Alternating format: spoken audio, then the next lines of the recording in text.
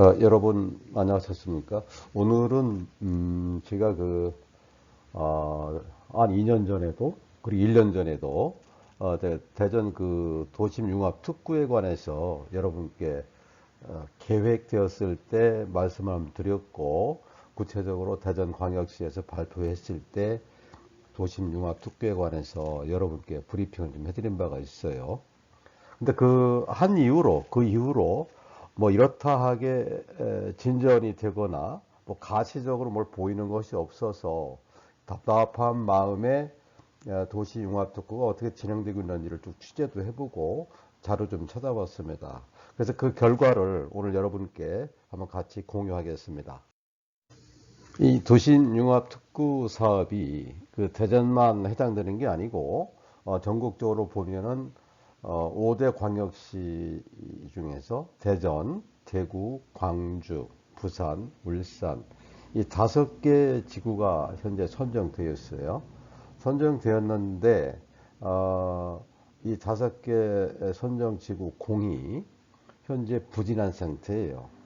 왜 그러냐면은 과거에 각 그 시도에서 발표했던 것처럼 이 어떤 그것을 백업을 해주는 이 관련 법이 아직도 제정이 되고 있지 않단 말이죠. 그래서 그 당시에 20년도, 21년도 당시에 관련 법을 제정시켜 줘라 라고 요청을 해서 이른바 그 사업의 근거가 되는 도심융합특구 조성 및 육성에 관한 특별법이라 해가지고 2021년 5월에 발의가 돼서 현재 2년째 국회 소관 상임위에 계류 중에 있습니다. 국토위죠, 국토위. 말하자면 국토부 주관으로 정부 입법안으로 내게 되는 거기 때문에 현재 이게 통과가 되고 있지 않아요. 그런데 그쪽에 그 관련된 인사들이나 기관들이 이야기를 들어보면 이 도심융합특구 특별법은 현재 여야 간에 이론이 없는 거예요. 예컨대 정파 간에 이론이 없는 거죠. 지금 뭐 알다시피 부울경, 지금 부산, 울산, 그리고 대구 포함해서요. 뭐 이쪽하고 이쪽 서부 지역의 광주, 그리고 중부 쪽의 대전이기 때문에 지역적으로도 문제가 있는, 어떤 지역에 특혜를 준다는 것도 아니고 어떤 지역을 편파적으로 제외하는 것도 아니고 그런 거기 때문에 특별한 문제가 없다라는 게 지금 뭐 그쪽 관계자들의 의견입니다. 그래서 요번에 그 5개 그저 말하자면 그저 부산, 대구, 대전, 광주 이 울산까지 포함해서 5개 도시에 있는 이 광역의회에서 좀 강조를 하고 의견을 내고 있어요. 그 내용을 잠시 한번 살펴보면은 현재 그 도심융합특구 조성사업의 정상적인 진행을 위해서 전국 시도의회가 도심융합특구 조성 및 육성에 관한 특별법 제정을 촉구한다 라는 의견을 내고 있어요. 그래서 지난 13일에 그 제주 라마다 프라자 호텔에서 임시회를 개최했는데 이때에 이 관련 법안을 빨리 통과시켜줘라, 빨리 심의해줘라 라는 의견을 냈어요. 실제로 수도권 중심의 경제 구조로 인해서 인구와 기업이 수도권 집중은 점점 심화되고 비수도권은 청년 인구가 유출되고 인구 감소가 되고 일자리 감소로 인해서 지역 경제가 침체되고 있다. 그래서 지방 소멸에 대한 위기감 때문에 뭐 하여튼 문제가 많다. 그래서 당시 정부는 이를 극복하기 위해서 20년 9월 제27차 국가균형발전위원회에서 도심융합특구 제도를 추진하겠다고 밝힌 바가 있단 말이에요. 그래가지고 광주, 부산, 대구, 대전, 울산까지 다섯 개 선정돼 진행 중인데 이게 지지부진하다. 왜냐하면 근거가 되는 관련 법률이 미비되어 있기 때문에 그렇다. 이렇게 이야기를 하고 있고요. 또 실제 맞는 얘기고요. 그리고 이를 통해서 지방 대도시의 도심에 기업 또 인재가 모일 수 있도록 지방의 판교 테크노밸리와 같은 산업, 주거, 문화 등 우수한 복합 인프라를 갖춘 고밀도 혁신 공간을 조성하겠다는 것이 당시 정부의 의견이었고, 또 이러한 정책도 윤석열 정부가 승계하겠다. 그래서 현재 국토부에서는 금년 내에 이 관련법을 통과시키겠다는 국정과제로 세우고 있어요. 근데 제가 볼 때는 아까 말씀드린 대로 6월 이전은 되지 않겠는가, 그런 말씀을 드리고 싶고요. 왜냐하면은 이것은 여러분들 정치인들이 가장 최우선적으로 하겠다는 게 뭐겠어요? 득표 아니겠어요, 득표. 근데 지금 내년에 24년도 4월 달에 총선이 있지 않습니까? 그러면은, 각 해당 지역 국회의원들은 이 부분에 관해서 이 도심융화특구 특별법에 관해서 관심을 갖지 않을 수 없다. 이렇게 보고 있어요. 그래서 빠르면 4월, 그리고 늦어도 6월에는 관련 법이 통과되지 않겠느냐. 그러면 이 법이 통과되면 또 한 번 과거에 이 대전의 경우에는 도심융화특구 계획이 발표됐을 때 대전 역세권이라든지 그리고 선화구역 이런 쪽에 부동산 관련이 상당히 말하자면 흔들리기 시작했어요. 값도 상승하기 시작했고 기대감이 컸단 말이죠. 이런 부분을 생각해 보면 이번에 특별법이 제정되고 나면 또 한 번 다시 과거라기보다는 얼마 전에 나노산업단지가 저쪽에 진잠 쪽에 유치가 된다 해가지고 도안에서 이제 분양 중이었던 우미린, 그죠? 우미린 추리쇼웨이드 아파트라든지 그 다음에 하나포레나 어딥니까 거기가 저쪽에 하나포레나 있었죠. 하나포레나라든지 이런 게 전부 다 완판이 됐던 기억이 있어요. 그렇기 때문에 이 특별법이 제정이 되고 나면 선화 지역과 그리고 이 대전 역세권 지역에 서로 계획되고 있는 현재 미분양이 나고 막 그렇지 않습니까?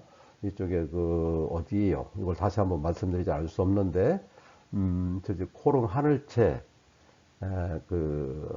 뭡니까? 도농 복합 아파트 있지 않습니까? 복합상가.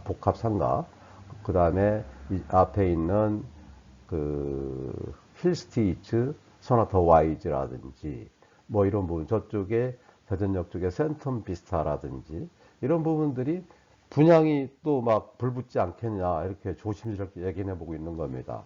자, 그런 측면에서 다시 한번 대전의 도심 융합 특구가 어떤 건지 다시 한번 살펴보고요. 한번 기대를 좀 해보겠습니다. 다음 화면 보시겠습니다.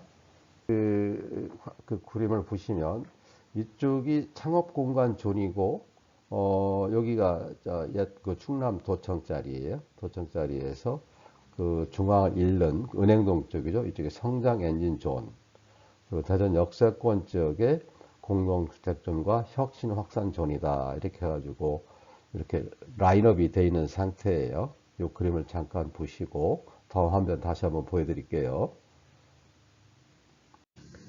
이제 여기 보면은 선화구역을 우선 살펴볼게요. 대전 창업 허브 센터가 조성된다. 선화구역이 이쪽입니다. 이쪽 지역이에요. 그래서 이게 대전천이고 이쪽이, 그리고 여기 대전역 부근이고요. 그래서 이거 한화에서 60층짜리 고층 빌딩이 생긴다는 쪽이 이쪽 대전역 부근이고요. 그리고 이쪽 지역에도 공동주택존으로 많은 재개발, 재건축 사업이 이루어지고 있고 진행되고 있어요. 그리고 공공청사를 리뉴얼하겠다. 중구청이 오래됐어요. 오래돼서 26년까지 아마 완공을 하겠다. 이런 얘기가 있어요. 그리고 이 성장 엔진존으로서는 중앙통을 말하는 거예요. 중앙통. 디스테이션, 스타트업 비즈센터, 대전 소셜 벤처 캠퍼스, 그 다음에 소셜 벤처 특화 거리 조성. 이렇게 어려운 말을 써있긴 하지만, 이쪽에 말하자면 IT 관련 산업, 이런 산업들을 좀 쭉 산업들을 유치하겠다. 이런 얘기입니다. 이게 큰 공간이 필요하지 않기 때문에 그런 거고. 그 다음에 혁신 확산존은 좀 전에 말씀드렸다시피 대전역을 중심으로, 그리고 이제 공동주택존으로서는 역세권에 들어가기도 하고, 그다음에 그 선화동 일원에도 공동주택존이 들어간다. 그래서 이쪽 쪽에 여러 그 복합 아파트들이 많이 들어오고 있고, 현재 제가 알기로는 코롱 하늘채가 1차, 2차, 3차가 들어왔고, 1, 2차는 다 분양이 됐고요. 3차는 분양 계획 중에 있고, 그 옆에 이쪽 그 뒤편으로 힐스테이지, 현대건설에서 시행하는 힐스테이지 더 와이즈가 들어올 거고, 그 안으로, 옆으로 중촌 사거리 쪽으로는 아마 분양 아직 덜 됐을 텐데, 지역주택조합으로 선화 빌리브가 있고, 한신 리저브가 그 도로, 뭡니까, 대전 전변으로 있고, 뭐 그런 계획들이 쭉 있고요. 이쪽 지역에는 거의 뭐 5천 세대 이상 재개발, 재건축 이루어지고 있는 거죠.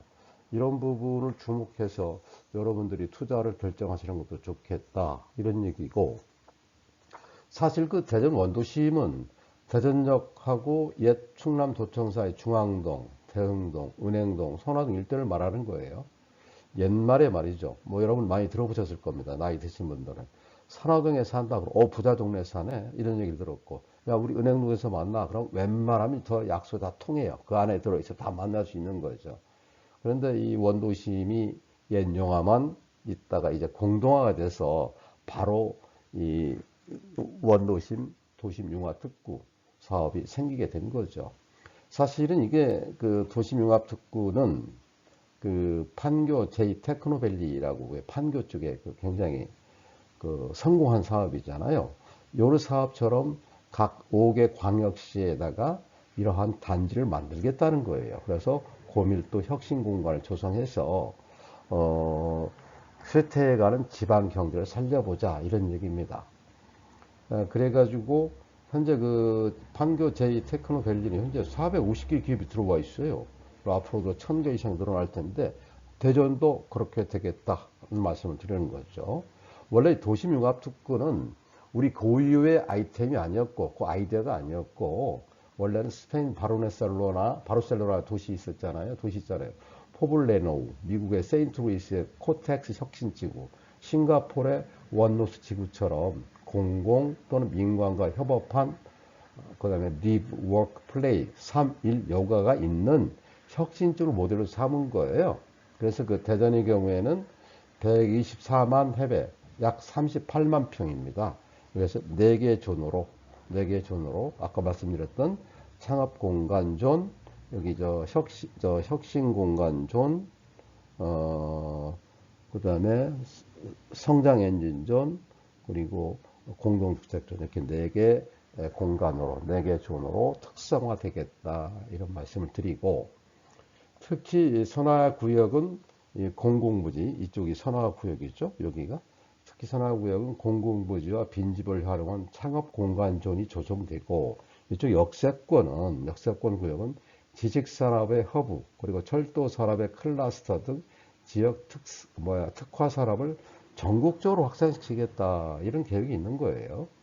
그리고 이 중앙통으로 해서 성장 엔진존이 생기는 것이고, 이렇게 보시면 될 것 같고요. 그리고 특히 선화지구는 공동주택존에는 이쪽에 개발 사업이, 다음 화면 보실게요. 이쪽에 이 개발 사업이 엄청 활성화되고 있어요. 그래서 이쪽에 1080세대, 이게 주택 건설 사업 진행되는 거고, 그 인근의 목동 3구역에 한 1000세대, 그 다음에 선화 B구역이죠. 이쪽 B구역이 860세대. 그리고 그냥 그 선화구역인데, 선화초등학교 있는 부분이 한 1000세대. 그리고 선화 2구역이 1590세대. 은행동 또 재개발 사업이 진행되면서 여기가 한 2300세대. 이렇게 들어와서요. 거의 한 4, 5천 세대가, 4, 5천 세대 늘어나고 아주 인구가 집중될 수 있고 활성화되는 그런 지역으로 바뀐다는 겁니다. 실제 그렇게 바뀔 것이고요. 그래서 여러분들께서도 다시 한번 말씀을 드리는데, 그동안 이 도심융합특구 사업이 진행되는 거 아니야? 이런 부분에 관해서 의심을 하지 마시기 바랍니다. 이건 조만간 관련 근거법이 제정된다는 말씀을 드리기 위해서 제가 오늘 콘텐츠를 만들었고 여러분께 보고 말씀을 드렸습니다. 뭐 어쨌든 이 빨리 관련 법이 추진이 돼서 이쪽에 그 역세권, 대전 역세권과 선화구역이 활성화돼서 이 원도심이 다시 살아났으면 좋겠습니다. 그래 더불어서 선화구역에 이런 그 부동산 관련들이 활성화됐으면 참 좋겠다는 생각을 하고 또 그렇게 되리라고 확신하고 있습니다.